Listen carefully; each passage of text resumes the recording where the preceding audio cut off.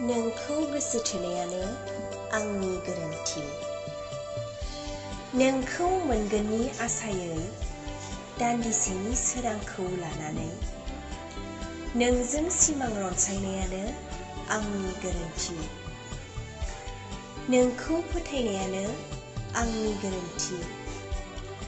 नोंखौ मोनगोननि आसायै हांमा हांसानि रजे फालि दानानै हरनायानो आंनि गोरोन्थि। नोंखौ अननायानो आंनि गोरोन्थि।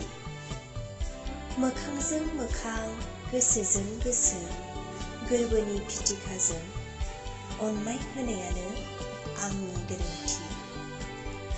गोरोन्थि गोरोन्थि गोरोन्थि नोंखौ बावनो हायैयानो आंनि देरसिन गोरोन्थि। मोनाबिलिनि बै निजोम हराव गावदां अखाफोरखौ साखि दोननानै मिजिंनि आन्दोआव बिस लुखुमानायखौ आं मानो एसेबो मोनदांनो हायाखिसै? उदां अख्रांनि बिरबोनाय गुफुर दाउब'नि गेजेराव गोसोम दाउखाखौ आं मानो सिनायनो रोङाखिसै? गोरोन्थिनि बान्दोआ आंनि गोरलै गोसोखौ आयना बायदि स्रा स्रा बायस्रा होलांबाय। आंबो बावनानैसो दङ। बियो नोंनि गोरोन्थि नङा। नोंखौ मोजां मोननायानो आंनि गोरोन्थि।